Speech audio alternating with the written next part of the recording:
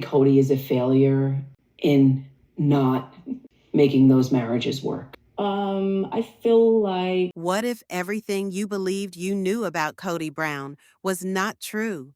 What if the romance you saw play out on television was actually based on deception, control, and manipulation? Stick with me, because this is nastier than you imagine. Kody Brown isn't just under fire for his failed marriages. He's being painted as the failure. But here's the twist. Some believe everyone in those relationships shares the blame. After all, it takes two to build a connection, and it certainly takes two to destroy it. So why is the spotlight always on Kody? But that's only the tip of the iceberg. What if these are not just finger-pointing remarks? What if they're meant to enrage, to wound? Because when Kody speaks, it's not only unfiltered, it's destructive. Meanwhile, Kody and Robyn are happily perched on the Sister Wives Tell-All platform, serving up what appears to be a generous helping of fiction. Fans watched in shock as they spun things around, glossed over drama, and created a version of the truth that's barely recognizable. But that's not all they didn't anticipate. Behind the scenes, Kody's making bank through customized cameos, providing life advice. Except, instead of advice, he provides rambling monologues about himself. A fan asked for a honeymoon message, something sweet, perhaps even wise. What did they receive? An in-depth, cringe-worthy description of Kody's honeymoon with Robyn. And get ready, it's not romantic, it's weird. Kody brashly reported how they just about didn't have money, other than a TLC paid-for hotel and food stipend, lived on nuts and dried fruit, and how Robyn was angry he was literally starving her. And then, with nary an ounce of self-consciousness, he launches into a cringe-worthy getting-to-know-each-other sex story, referring to it as precious and beautiful. But wait, there's more. For years, sex was off limits among the sister wives. No one mentioned it, not on television, not in real life.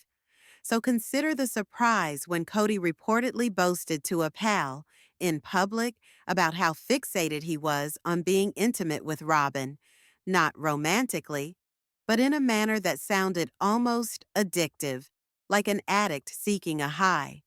It didn't sound like romance, it sounded like possession. Here's where it gets even uglier. Most still hold to the possibility of consensual plural marriage in Kody's life. But the truth? To many, it's coercion. Off camera, there's fear, pressure, and manipulation. Women relegated to roles. Wives objectified.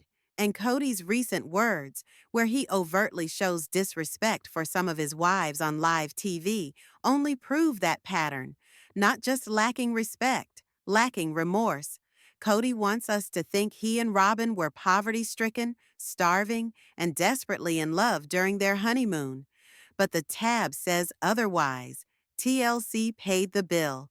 They journeyed, ate, and documented their love story. It wasn't a romantic getaway. It was production. He claims they got lost in each other. But it looks like they got lost in the narrative they wanted us to consume.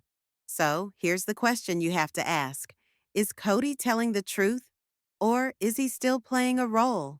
One the cameras stopped filming long ago? Because if what goes on behind the cameras is worse than what we already saw on screen, then this story isn't finished, not by a long shot. Just when you're convinced that Kody Brown can't get any more uncomfortable or out of touch, he gives a cameo that is actually worse than cringe. Imagine this. A couple is on the verge of honeymooning. They'd like a nice, sweet message, perhaps some guidance. And what does Kody do? He goes into a not-so-tongue-in-cheek account of his own sex life with Robyn. On their honeymoon, yes, seriously, Kody starts getting all mushy talking about giving and receiving, about finding each other, and about how their honeymoon was their first intimate experience. But come on, does anyone really think they waited until the honeymoon? Not a chance. That's not intimacy, that's fantasy. And what they really did in San Diego for 11 days, as Kody relates, they shot a little, and the remainder of the time holed up in their hotel room, front hugging Mormon style on the bed. Let that sink in. Because Kody doesn't quite stop there. This is not simply a tale of two recently wed spouses. It's Kody boasting, to a total stranger, about the quantity of sex he and Robyn had. Who in their right mind believes one would desire to hear that prior to their very own honeymoon? And here's the real question. How does Robyn feel about her husband spilling their bedroom details to random people online? Does she even know? Is she okay with this? Or is Kody just on a one-man overshare mission, trying to reframe his image through twisted intimacy tales? It's not the first time either. Remember when he casually joked on national TV that he and Mary probably made love right after signing divorce papers? Mary, to her credit, said they had an agreement to never speak publicly about such things. Once he opened that door, it seems like he's kicked it off the hinges. Now it's all he wants to talk about. Someone spent $150 on a cameo and received a 5-minute rant about Kody and Robyn's hotel stay. It's not so much a love note, but a TMI horror story. But then it just gets worse. In another cameo, Kody plunges into motherhood. He begins with something that could have been poignant, speaking of a chemical reaction, magic, between a mother and a child. He even refers to it as God's magic. That love that mothers have, he says, is so intense that he's envious of it. But then Kody turns again. He gripes that dads have to be stuck with the tough love, while moms can be soft, caring, and understanding. He congratulates women one minute and stereotypes them as sexist the next. And you just have to wonder, is this congratulations, or is it Kody showing us just how much he doesn't get about emotional labor in relationships? As you read deeper into Kody's recent interviews, his perception of love comes into view, and much more alarming. He used to say his wives were all complete people, that they each contributed something special, and none of them was there to complete a void. But now, he speaks about them as puzzle pieces, each fitted into place, one for care, one for stability, and Robyn, most obviously, the sex wife. It's not about balance anymore. It's about what they provide for him. That man who used to demand equality now speaks as if he classifies women according to usage, like Christine cooking for him, but still complaining, and how that negated the act, like Robyn was the only one who provided him with what he desired. Kody Brown wishes to be perceived worldwide as a romantic, misunderstood patriarch, but all stories he tells, particularly those he's not allowed to, give a picture entirely opposite, from over-disclosing sex tales to perpetuating gender stereotypes, from strange honeymoon secrets to transactional models of relationship. The Kody portrait as a lovable patriarch is falling apart rapidly. And the more he speaks, the more we know the truth. The more we know is perhaps he never was the man he seemed to be all along. Kody Brown has a multitude of theories, particularly about parenting. And again, he's had to reduce something lovely, such as the love a mother has, into a strange, biologically simplistic explanation for his own shortcomings. In one of his Mother's Day guest appearances, Kody says that mothers love unconditionally due to oxytocin. You know, the hormone that's released during labor. He refers to it as God's magic. That's why, in his opinion, moms are empathetic, patient, understanding, and soft. Which, let's just stop right here, because sure, oxytocin is a real thing, but are we really simplifying unconditional love to one hormone? Does that mean women who can't give birth can't love their kids unconditionally? What about adoptive moms or stepmoms? What about the mothers who did give birth and went on to leave their kids anyway? There's no subtlety with Kody, just hasty judgments based on gender stereotypes. And here's where things turn ugly. Kody doesn't just stop at applauding moms. He employs this reasoning to justify himself.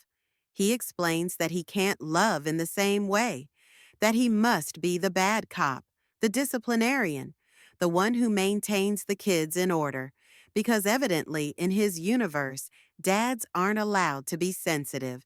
They're not programmed to love without condition. They're the disciplinarians, the scolders, the ones who run defense. Geez, what century is this guy? And lots of dads are gushy, doting, emotionally sensitive, and more than capable of creating deep, unconditional relationships with their children. The problem isn't biology, it's Kody. If his definition of fatherhood is only control and discipline, it's no surprise that so many of his children have distanced themselves from him. Because if you come in only to critique, only to correct, what relationship are you fostering? And the question has farther reaching implications. If Kody truly believes that women alone are biologically wired to do unconditional love, what does this mean for the sons that he's raising? Is he instructing them that their feelings are faulty? That their love is conditioned by default? That they'll never emotionally live up to their mothers? And what of the daughters? Are they being taught that their sole superpower is birthed and hormones? That their worth is being soft, quiet, and sexually accessible? What a frightening retro recipe for raising children. Let's get to the specifics. Kody has kids, many of them: Solomon, Ariella, Brianna, Aurora, Dayton. Are we really expected to think that he loves them only when they're good? That if they push back, ask difficult questions, gain independence, he'll just draw back? Because that's what it appears to be. And you know what? That makes sense. See the pattern. We don't see Dayton on the show anymore. And there's a reason for that. But no one talks about it. No one says that Kody doesn't get along with him. No one admits that Dayton, who is autistic, has likely been mistreated, emotionally neglected, or worse. They sweep it under the rug. But these cameos, these are the actual Kody, not the edited for TV version you get on TLC, not the filtered, smiley version with the staged chaos. This Kody, the real one, is unsettling. And Robyn, I hope she hears this, because currently, Kody worships her on a pedestal. He boasts about their honeymoon sex life. He refers to her as the empathetic one, the good one, the special one. But here's the reality check. When you finally quit rewarding him with what he desires, be it attention, compliance, or sex, you'll find yourself exactly like the rest: discarded, ignored, blamed, and your children, when they begin maturing into individuals, when they start becoming independent, they will be next. Kody Brown wants to be considered a man of wisdom, a man of faith, a man of understanding. But the more he talks, the more we realize he's not a father figure. He's not a leader. He's not even a husband in the truest sense. He's a man who believes love is earned, not given, who reduces complex relationships into boxes he can control, who blames hormones and gender roles for his own emotional emptiness. So here's the real question. Is this who Kody has always been? Or is this what happens when power, ego, and delusion go unchecked for too long? Let me know what you think. Are these just clumsy remarks from an oblivious dad? Or is Kody Brown finally showing us exactly who he is? Let me know in the comments below.